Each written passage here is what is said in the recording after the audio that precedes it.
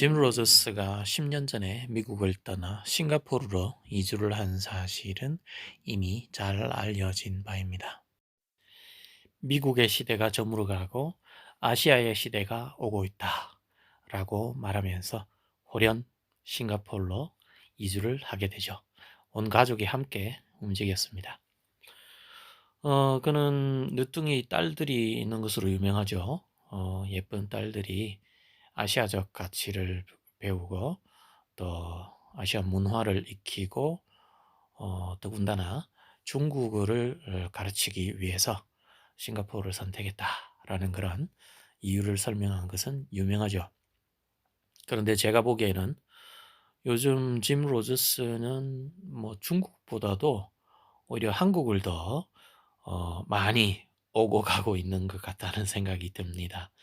앞으로 아마도 짐 로저스는 그의 딸들에게 중국어와 더불어서 한국어도 함께 가르쳐야 하지 않을까라는 그런 생각마저 들게 되네요. 10년 전에 짐 로저스가 미국을 떠날 당시만 하더라도 미국의 경제는 대단히 절망적이었습니다.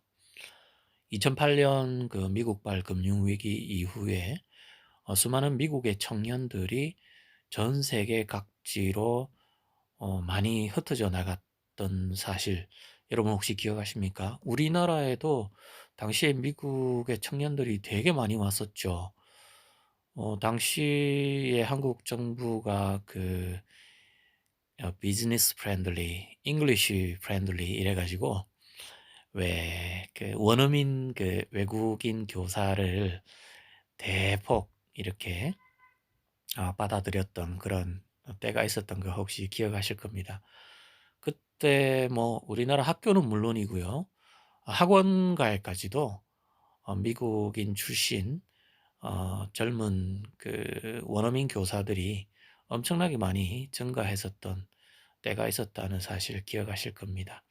그만큼 미국의 경제 형편이 어려웠기 때문에 고국을 떠나서 뭐 이렇게 한국이나 다른 나라로 떠나게 되는 그런 젊은이들이 많았던 걸 우리가 어, 그 이유로 생각을 해볼 수가 있는 거죠. 짐 로저스가 그런 현실을 잘 몰랐겠습니까? 아무래도 그 어린 자녀들의 미래를 생각해서 어쩌면 큰 결단을 내리지 않았나라는 그런 생각이 들기도 합니다. 짐 로저스가 미국의 경제 상황에 대해서 언급한 것 중에 대단히 인상적인 내용이 한 가지 있는데요. 그것은 바로 미국의 그 지역 경제, 곧 각 주별 그 지역 단위의 경제가 엄청나게 붕괴가 되고 있다라는 그런 사실을 지적을 했습니다. 뭐 대표적으로 캘리포니아주 같은 경우는 뭐 계속해서 지금 파산 지경에 있는 주 정부의 재정 상태를 뭐 억지로 이렇게 연명을 시키고 있죠. 캘리포니아뿐만 아닙니다. 미국의 50개 주 가운데서 재정 상태가 최악이고 파산 지경에 있는 그런 주정부들이 대단히 많습니다. 그런데도 그 미 연방 정부는 이 미국이라는 전체 나라를 유지하기 위해서 연명, 연명을 하고 있는 그런 상황이라고 볼 수가 있는 거죠. 짐 로저스는 이런 점에서 미국과 유럽을 비교를 하기도 합니다. 유럽의 그 1990년대 스칸디나비아 그 북유럽의 국가들이 경제적 위기를 맞았을 때 유럽은 그 나라들이 그냥 경제적인 위기를 떠안고 경제가 거의 망하는 지경에까지 가도록 내버려 뒀다라는 그런 이야기를 하죠. 뭐 당시만 하더라도 뭐 유럽이 하나의 국가처럼 지금의 EU처럼 이렇게 강력한 그런 체제를 가지고 있지 않던 그런 시기이기도 합니다만 유럽의 선택은 어떤 특정 국가, 특정 지역의 경제적 위기를 그냥 떠안고 망하면 망하는 그 선택을 하도록 내버려 뒀다는 거죠.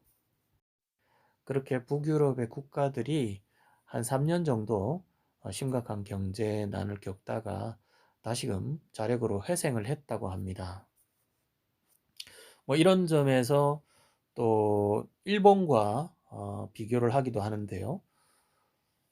짐 로저스는 일본이 1990년대 똑같은 경제적 위기를 겪었지만 그 대형은행들, 일본의 대형은행들은 결코 망하지 않았다라는 점을 지적을 합니다. 정부가 나서서, 일본 정부가 나서서 일본의 대형은행들을 살려줬다는 거죠. 망하도록 그냥 내버려 뒀어야 했는데, 그래서 좀비 은행들이 그렇게 유지가 되면서 결국에는 일본 경제가 장기적인 불황으로 가게 되었다라는 점을 지적합니다. 이런 면은 어떻게 보면 1990년대 말 IMF를 겪었던 우리나라와도 대단히 대조적인 모습이라고 볼 수가 있겠죠. 한국은 여러분들 기억하십니까? IMF 때 수많은 은행들이 망했습니다. 기업도 망하고 은행도 망하고 어떻게 보면 참 가혹한 조치라고 생각될 수도 있습니다. 당시에 우리나라는 그 IMF의 주문에 따라서 굉장히 강력한 그런 그 구조조정을 단행했었고 또 기업들 간의 인수합병을 진행을 하게 됐었죠. 우리나라가 뭐 그 덕분에 어쩌면 빨리 IMF를 조기 졸업할 수 있었던 이유이기도 합니다.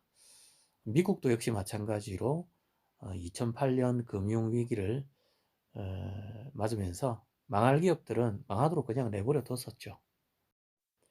그렇게 미국의 기업들은 시장의 원리에 따라서 어느 정도 구조조정이 되었었는데, 물론 뭐 GM과 같은 그런 회사들은 국가적 차원에서 지원을 한 바가 있기도 합니다만, 문제는 그 미국의 아까도 제가 언급을 한 것처럼 각 지역의 경제, 각 주의 재정 상태, 그것이 심각한 상황인데도 불구하고 뭐 만약에 진짜 유럽 같았으면 특정 지역 국가가 망하도록 그냥 내버려 두는 그 스스로 그 위기를 경제 위기를 겪고 이겨내고 회생할 수 있는 그런 자력을 키우는 그런 선택을 하지 않고 있다는 거죠. 이런 현실이 미국 전체의 어떤 경제적인 역동성을 저해하는 발목을 잡는 그런 요인들로 나타나고 있겠죠. 짐 로저스의 눈에 이런 게 보이지 않겠습니까? 그래서 그는 미국을 떠나 아시아로 왔다고 볼 수 있습니다. 아시아권에서는 특별히 그는 일본의 경제적 상황에 대해서는 비관적으로 보고 있죠. 오히려 그는 한국을 대단히 높이 평가하고 있고요. 그 다음에 중국을 주목하고 있고, 그리고 싱가포르를 비롯한 동남아권의 나라들도 주목하고 있는 것으로 알고 있습니다. 제가 아까 말씀드린 것처럼 어쩌면 짐 로저스는 그의 사랑스러운 딸들에게 중국어뿐만 아니라 한국어도 가르쳐야 되는 그런 날이 조만간에 올 것 같다는 생각도 듭니다. 뭐 이미 짐 로저스는 최근에 우리나라에 굉장히 많이 방문을 했었죠. 방송에도 많이 출연을 하고요. 제가 이미 한 달여 전에 짐 로저스의 책을 다루면서 짐 로저스의 견해에 대한 그런 언급들을 참 많이 했었는데 어쩌면 그는 앞으로 더 많이 한국을 방문하게 되지 않을까라는 생각을 하게 됩니다.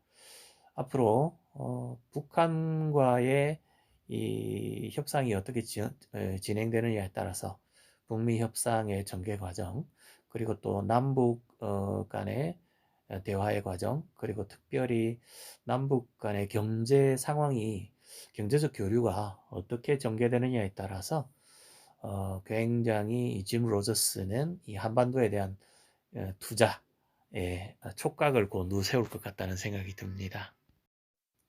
한 가지 더 덧붙이자면요. 어떤 이들은 그 10년 전에 짐 로저스가 미국을 떠났던 것은 오히려 잘못된 선택이었다라고 비판을 하는 사람들도 있는 것으로 알고 있습니다. 물론 그 미국의 지난 10년간의 주가 상승을 생각을 한다면 어떻게 보면 짐 로저스의 선택이 잘못되었다. 너무 성급한 선택이었다라고 이렇게 판단할 수도 있겠죠. 미국의 증시가 엄청나게 상승을 했으니까요. 반면에 뭐 아시아 증시는 솔직히 그렇게 큰 상승세를 보이지 못했습니다. 물론 뭐 일본이나 홍콩과 같은 증시는 상승세를 꽤 나타냈지만 중국과 한국의 증시는 그렇게 큰 힘을 쓰지 못했죠. 하지만 좀 더 긴 안목으로 그의 선택을 바라본다면 과연 우리가 짐 로저스의 선택이 성급했다라고 얘기할 수 있을까요? 그는 보다 더 긴 장기적인 안목으로 그의 거처까지 옮기면서 싱가포르로 아시아로 이동을 하면서 투자 그리고 또 그의 자녀들에 대한 긴 안목의 투자 그것을 선택한 것이 아닌가라는 생각을 하게 됩니다.